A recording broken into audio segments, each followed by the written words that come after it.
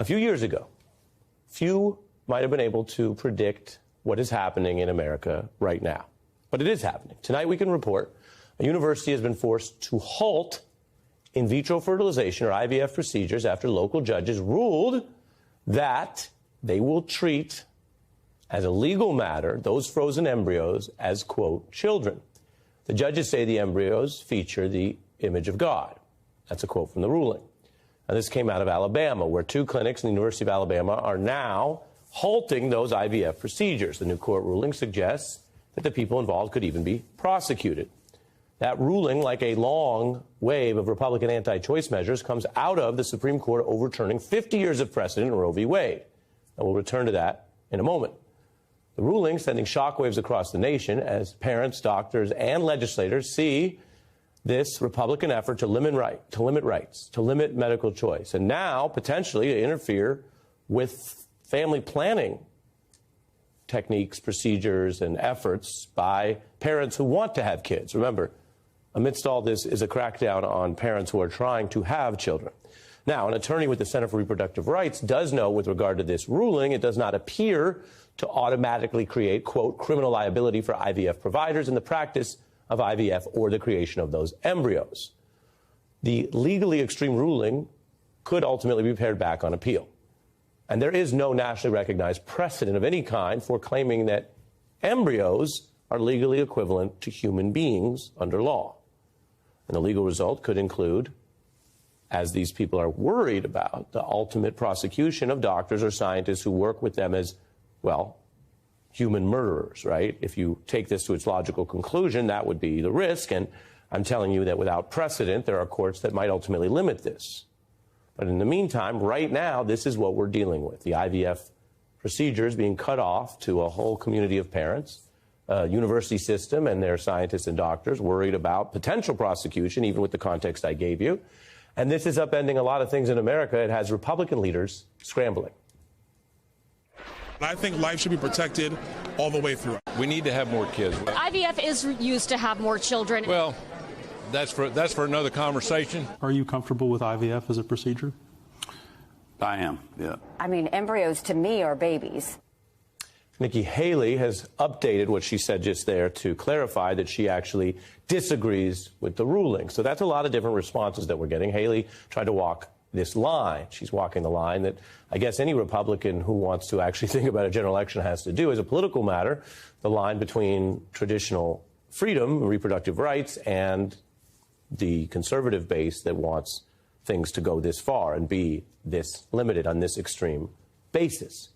Now, that's just the political side. There is opposition to all of this. This has been a losing battle for Republicans since the fall of Roe.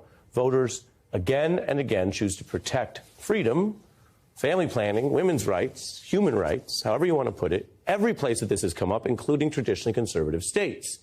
And we're about to see very much likely more of this. 3 states now have ballot measures to protect women's rights and freedom.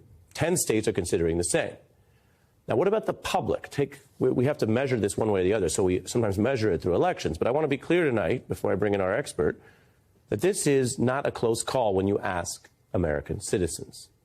For example, over 70% of Americans support the right to choose within those first 6 weeks. There is no widespread movement against in vitro fertilization. People can have their religious beliefs, but there is no widespread view that this should be somehow banned, that it shouldn't be an option for those who choose it.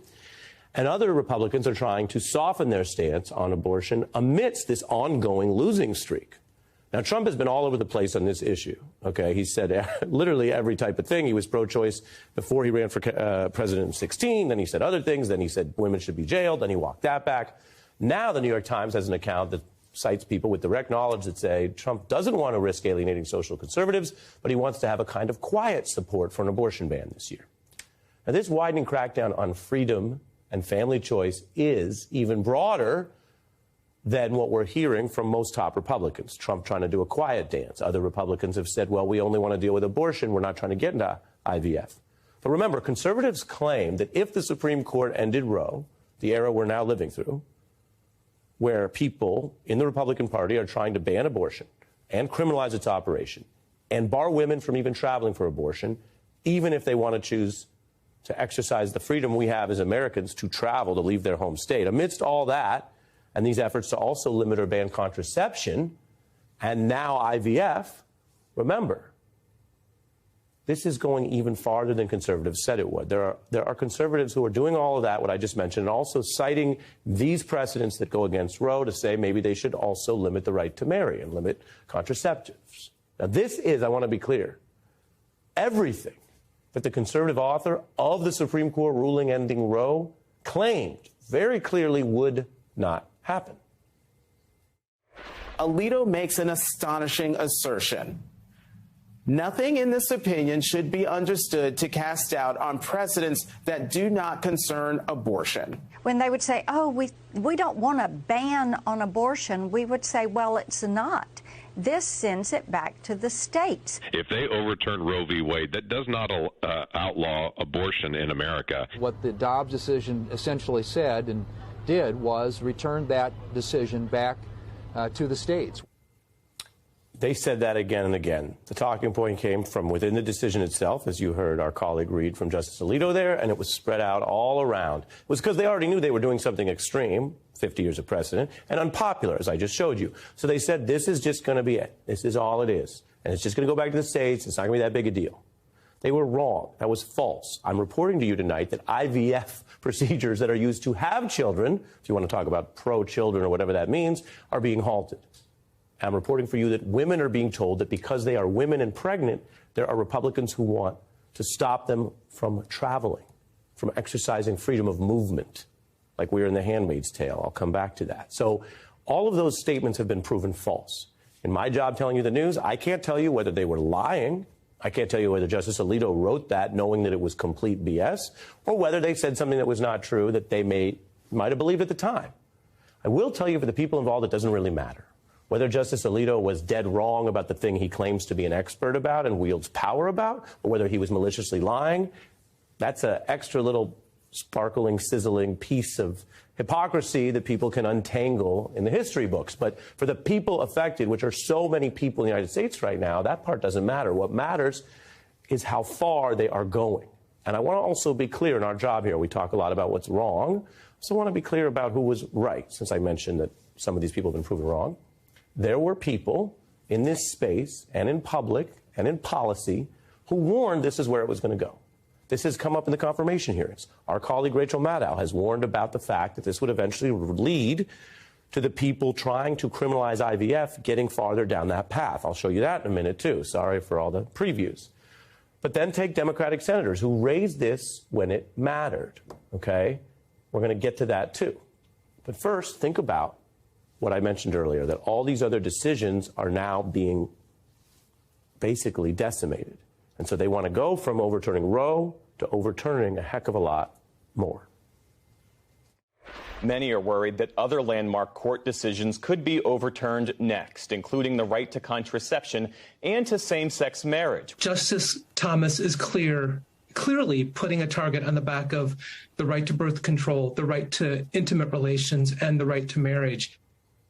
The right to birth control, the right to relations, the right to marriage. And we can use the different words. Law has a lot of different words, but we are, to be clear, talking about whether the government's going to get involved in saying that if you have sex with this person, they're going to criminalize it, or they're going to treat you differently, or if you marry this person. And what the heck is the government in 2024 doing, potentially trying to get involved in who you do or don't have sex with or love or marry, right? Aren't we past that? Well, apparently, maybe not. And what's the government doing, getting involved in saying that because a person on a court thinks an embryo has the face of God, that now no one can do that kind of family planning and have kids that way? The last voice you just heard there was the person who actually, I should note, won the Supreme Court case establishing the right to marry and marriage equality. And he was accurately quoting how Justice Thomas has urged this increasingly conservative court to reconsider, that's judicial speech for overturn, and end those other rights, including potentially women accessing contraception. Where is the bottom? Where is the end? Where is the floor? All I could tell you tonight is it's a lot farther down than Alito claimed.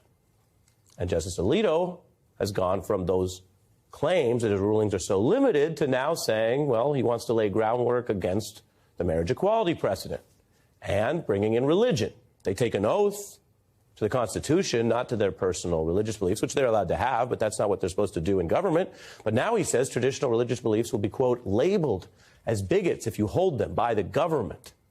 That is why he is very concerned about, again, what is current law still, that people have the right to marry whom they choose. It's not the government's business whether the government has a view of the gender of your chosen partner. So this is where we are. I mentioned earlier I was going to show you more stuff. Here's some more of that stuff, because there's this whole history. The people I mentioned who warned about this, they were on to something. There was a United States Democratic senator who brought this up in now Justice Barrett's confirmation hearings, trying to make sure, could we get you on the record under oath during this one vetting process? Do you oppose or support efforts to criminalize IVF? Again, that sounded extreme. And note, she dodged. Legal position, IVF treatment, criminalizing it. Well, would it be constitutional? I've repeatedly said, as has every other nominee who sat in this seat, that we can't answer questions in the abstract. That would have to be decided in the course of the judicial process. That process is underway. A state Supreme Court has now made that decision. We're going to find out whether the people, as mentioned, Senator Blumenthal, our colleague Rachel Maddow, many human rights and women's rights leaders were right to raise this question to try to find out, where does Barrett stand on something like that? And how far down the road are we going to go? Because everyone has the right to religious beliefs. That itself is in the Constitution.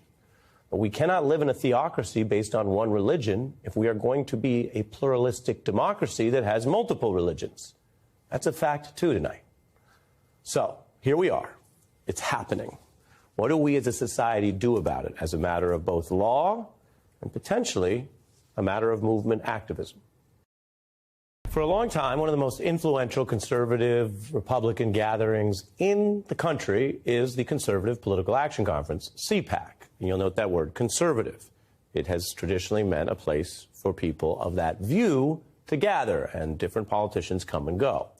Now they're gathering just outside Washington, but there's been a profound shift. We don't know if it will forever hobble CPAC into something much more narrow and partisan, or whether it is a temporary fixture of this Trumpified MAGA Republican Party, but MAGA is in charge. Where are my MAGA, ultra MAGA patriots at today? We've got to get Donald Trump elected president of the United States. It is always darkest before the dawn. D-O-N, darkest before the dawn. We have that leadership this November in Donald J. Trump. Donald Trump was made for such a time as this.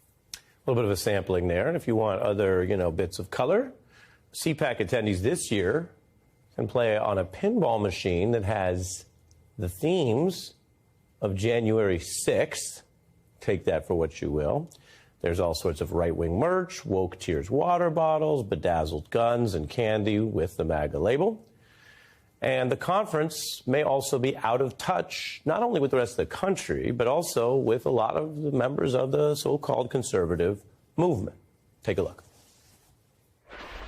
I just want our military to be G.I. Joe again. Unions at one time were good for this country, but not unions for our teachers in our schools. We go do bedtime with the kids. And while they say their prayers and the Pledge of Allegiance, of course. There have been more men and women who have died from wind turbines than nuclear power. Richard Nixon had respect for norms. He had respect for the United States of America. What is happening? Well, as promised, we turn to a very special guest. Returning to the beat is a documentary filmmaker, a political activist, an Oscar-winning director, and a Michigan man. Michael Moore, welcome back. How are you? Keep it down out there. It's loud in the house? No, there's a bunch of little embryos running up and down the hallway. 24 hours after they're declared legally children. You know what? Just so people know it's not a bit, I thought we have a lot of Zoom guests who have, loud homes. You got me. I thought you were for real. No. It's just embryos. That's why I'm like, first it was you had a baby. That was called the baby's birthday. It came out of the mother. Yes. That wasn't good enough. So then we had to make fetuses somehow human beings, not fetuses.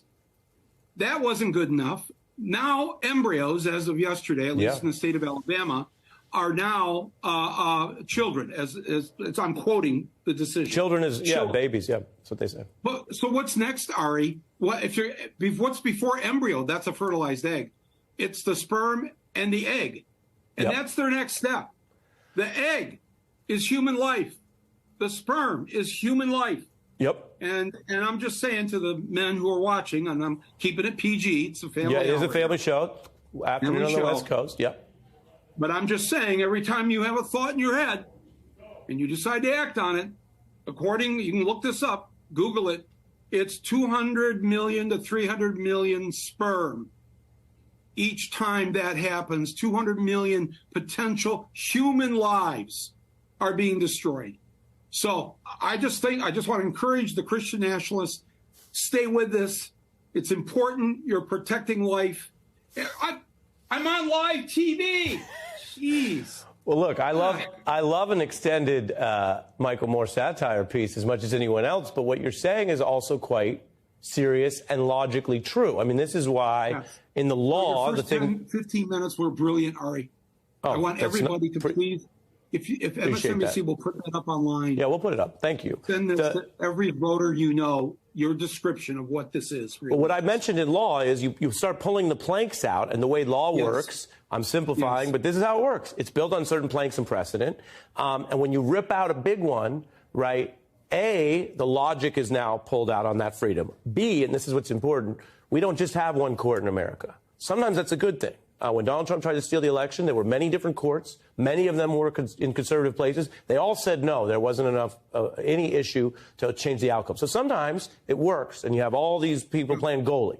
Other times, like this time, once they pulled Roe out, you got a lot of lower courts that see that as this opening, and they're exploiting it. And as I said to viewers, I can't tell you whether Alito was lying or not, but I can tell you that is where we're headed. And then you're talking about the logic, the theocratic logic here. So, Michael, let's link that to what I introduced as well, which is what everyone thinks of CPAC. It used to be a place where conservative ideas were discussed. It's at some level. And now it has become a kind of a propagandist, kind of cultish rah-rahing of not only one person, Donald Trump, but not really his ideas, because it doesn't apparently matter what his ideas are. How does that all fit together in your view? You know, the irony of this for me, I'm just speaking personally, my grandfather was the Republican leader in the town I grew up in Michigan. And I remember very clearly when he would talk about the importance of being conservative. And this could also be probably because he was also an immigrant from Canada. So just bear that in mind as I quote him. He said, conservative means that we are to conserve the earth that God gave us. Conservative means do not spend money you don't have. Conservative means we're all going to sit at the dinner table together and have a family dinner and a discussion. And it means in civics class, back when there used to be civics classes, it meant that in order to have a democracy, we need all voices heard, and we need a place for people to go. And so CPAC, they have a place this week where they can go and spew this utter nonsense that if my grandfather were alive today, wherever he's spinning wherever he is, because he would not recognize this Republican Party. And in fact, part of me just wants the Republicans to keep at it. Just keep crushing it. Crushing women, crushing women's rights, crushing it all. What are they, as you said, with Alito and Thomas, go after same-sex marriage next. In fact, go after that, because now I hear the same-sex couple living above me in this apartment building, and I don't want to listen to that anymore. So, yes, go after that. Look at it. I got to tell viewers who might have just joined us, there's an extended political satirical metaphor. I just want people to know that, Michael. In case you're misheard. You think I'm just saying? I'm not just saying this as a joke. I'm telling you, you give them an inch. You give them an embryo. You've got not just same-sex marriage. You've got not only getting rid of birth control. Anyways, Republicans, please, if anybody is watching, keep doing what you're doing, because you are guaranteeing in November we'll just call the headline the next day, GOP RIP.